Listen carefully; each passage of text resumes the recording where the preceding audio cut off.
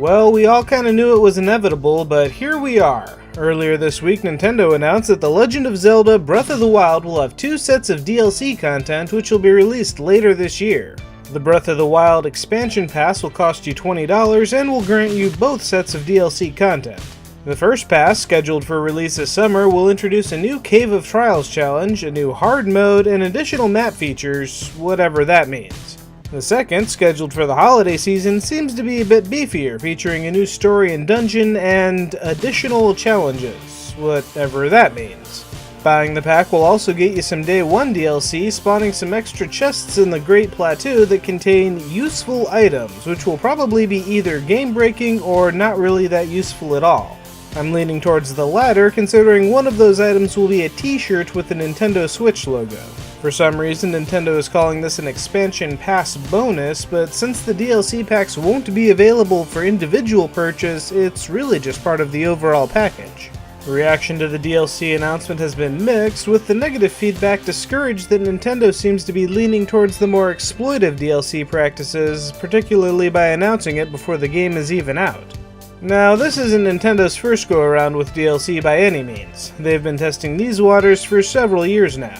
New Super Mario Bros. 2 for the 3DS had downloadable stages for its Coin Rush mode. Super Smash Bros. Released several DLC characters post-launch, which is typical for a fighting game nowadays. And of course, there's Mario Kart 8. Mario Kart 8's DLC seems to be the most similar to Breath of the Wild, with Nintendo announcing 2 DLC packs to be spread out over about a year. Although in that case, you could buy either pack individually, an option that Nintendo seems to have forgone in this case.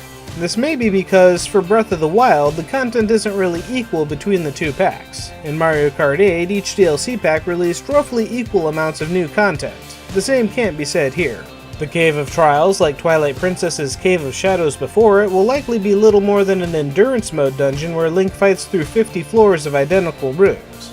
Adding a hard mode to the game likely means nothing but tweaking the damage and HP values of enemies and items, which is something that's been standard in the last several Zelda games already.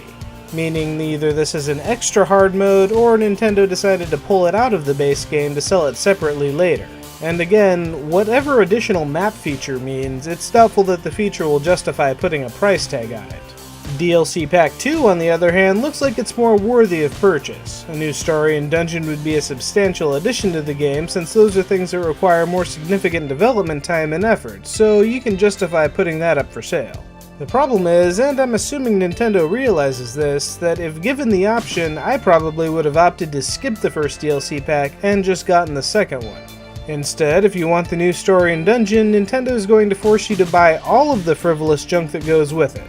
From the t-shirt you probably won't wear to the hard mode you probably don't want to play on. So when it comes to Zelda's DLC, I suppose there are 2 questions that need to be answered. The first is this additional content worth $20, which I would say will depend entirely on the quality of the new story and dungeon, but we're not going to know anything about that for quite some time. The bigger question, I suppose, though, is Breath of the Wild worth $80 to get the full game? Well, there are a couple ways of looking at that, starting with the almost absurd value propositions that today's games offer compared to the games of yesteryear. In 1986, buying the full experience of The Legend of Zelda cost $50, which in 2017 money would be about $110. From that perspective, even at $80, the Breath of the Wild seems like a pretty good deal. After all, there were likely more people in the flute section of the orchestra that performed the Breath of the Wild soundtrack than made the original Legend of Zelda for the NES. This game represents countless hours of work from countless people, and all of them need to get paid. Which is difficult since the price of video games is notoriously static. Other than a $10 increase in the early 2000s, the typical retail cost of games has been virtually set in stone for decades. Vastly increased production costs haven't driven the price of games up, and vastly decreased distribution costs haven't driven them down. Today, virtually every rule of economics gets bent around the ultimate goal of keeping the base price of video games $60. But something has to give at some point, and if they can't get the base price of games to go up, maybe DLC is the best tool they have to get around that. On the other hand, even though we're getting a great value compared to 1986, it isn't 1986 anymore. An $80 gaming experience is a lot harder to swallow once you take into account that you could buy a dozen different games on Steam for that amount. Even without DLC, console gaming is already an expensive endeavor. At $60, Breath of the Wild is 10 times what I usually pay for a video game, and there's a lot of competition out there for my limited free time and gaming dollars. Adding another $20 on top of that is asking an awful lot. So what's a gamer to do? At the end of the day, I suppose, as always, it's going to come down to voting with your wallet. The upside is that the base game will doubtlessly be a relatively complete experience from the start, so you'll have plenty of time to decide if the additional content is worth the additional cost. Nintendo isn't incentivizing players to blindly purchase the Season Pass without telling them exactly what's in it, so whatever decision you make, it'll at least be an informed one. In the meantime, hitting theaters this week, we have Get Out. What if Guess Who's Coming to Dinner was a horror movie? In this case, one where all the black guests were hypnotized by a bunch of crazy white people. This looks disturbing and uncomfortable to watch, and all the better for it. Next up, Collide.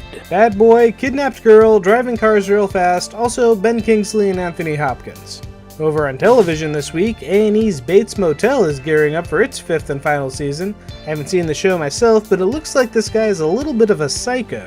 And in video games, it's Retro Week this week, starting with Vaccine, which looks like it wants to provide an old-school Resident Evil feel. Very old school. It seems this survivor horror title has you running around a procedurally generated house of horrors, solving puzzles and fighting monsters. You seem to be racing against time, too, with a countdown that triggers a reshuffling of the rooms. I can't say I dig the early PlayStation-era graphics, but everything else looks pretty great. Speaking of retro graphics, Frog Hop looks like it was meant for the Game Boy Advance, but nevertheless, the trailer shows off a solid-looking platformer with a variety of abilities and power-ups that can be used to make your way across the world. But while the last two games look like they'd fit right at home on old systems, Shadows of Adam's pixel graphics style looks better than any RPG that ever graced the Super Nintendo. It may have traditional JRPG mechanics, but this is quite a step above the RPG Maker entries we usually see.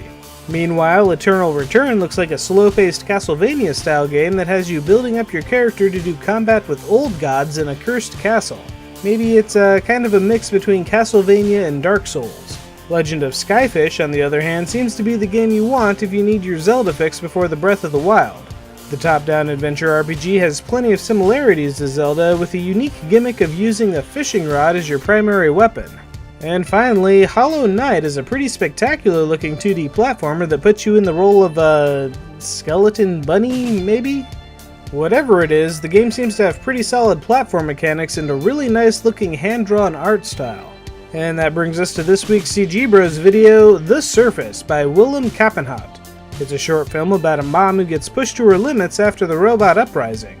Not a groundbreaking story by any means, but a good watch nonetheless.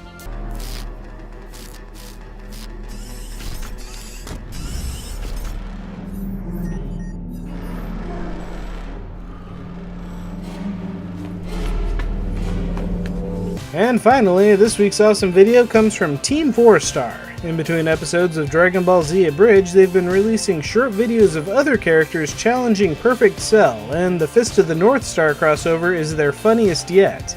But how did you know I was deathly allergic to tickling? You're already dead. And that's everything for this week, so what's your take on Zelda's DLC? Let me know in the comments. Be sure to like and subscribe, pass this video around to your friends, and have a great week!